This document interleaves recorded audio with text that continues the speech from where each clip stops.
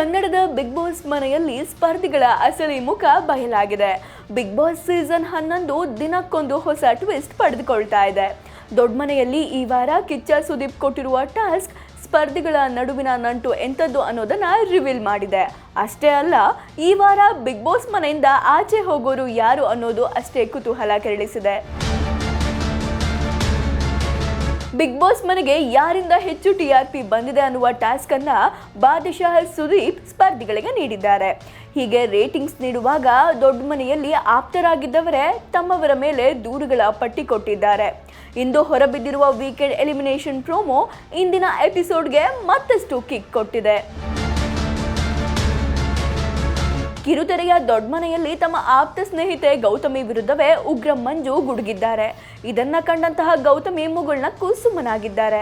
ರಜತ್ ವಿರುದ್ಧ ಸುರೇಶ್ ಕೂಡ ತಮ್ಮಲ್ಲಿ ಅಡಗಿದ್ದ ಸಿಟ್ಟನ್ನ ಸ್ಫೋಟಿಸಿದ್ದಾರೆ.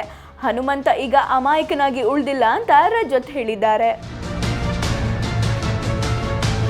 ಬಿಗ್ ಬಾಸ್ನ ವೀಕೆಂಡ್ ಎಪಿಸೋಡ್ನಲ್ಲಿ ಈ ವಾರ ಸುದೀಪ್ ಸ್ಪರ್ಧಿಗಳಿಗೆ ಟಾಸ್ಕ್ ಕೊಟ್ಟಿದ್ದಾರೆ.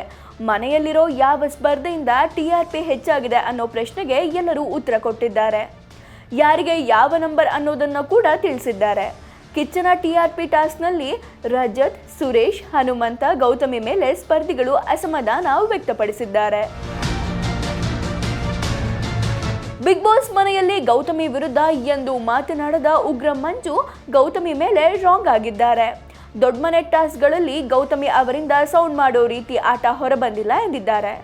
ಇದಕ್ಕೆ ಗೌತಮಿ ಎಂದಿನಂತೆ ಮಂದಹಾಸ ಬೀರಿದ್ದಾರೆ. ರಜತ್ ಬಗ್ಗೆ ಗೋಲ್ಡ್ ಸುರೇಶ್ ಕೂಡ ತಮ್ಮ ಅಸಮಾಧಾನ ಹೊರಹಾಕಿದ್ದಾರೆ.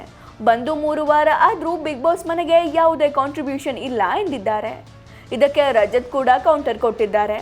ಫಸ್ಟ್ ಜಗಳ ಆಗ್ತಿದ್ದಂತೆ ಬಿಗ್ ಬಾಸ್ ಮನೆ ಬಾಗಿಲು ಬಡ್ದಿದ್ದು ಯಾರು ಅಂತ ಪ್ರಶ್ನಿಸಿದ್ದಾರೆ.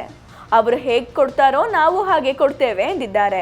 ಅಷ್ಟೇ ಅಲ್ಲ, ಹನುಮಂತು ಪ್ರಮೋಷನಲ್ ಕಿಲಾಡಿ, ಎಲ್ಲವೂ ಗೊತ್ತಿದೆ ಆದರೆ ಎಲ್ಲವೂ ಗೊತ್ತಿಲ್ಲ ಅನ್ನೋ ರೀತಿ ಇರ್ತಾರೆ ಅಂತ ಹೇಳಿರೋದು ದೊಡ್ಡ ಮನೆ ಸ್ಪರ್ಧಿಗಳ ಅಸಲಿ ಮುಖಕ್ಕೆ ಸಾಕ್ಷಿಯಾಗಿದೆ. ಒಟ್ಟಾರೆ TRP ಟಾಸ್ಕ್ ಮಧ್ಯೆ ಈ ವಾರ ಬಿಗ್ ಬಾಸ್ ಮನೆಯಿಂದ ಆಚೆ ಹೋಗೋರು ಯಾರು ಅನ್ನೋದು ಅಷ್ಟೇ ಕುತೂಹಲ ಕೆರಳಿಸಿದೆ.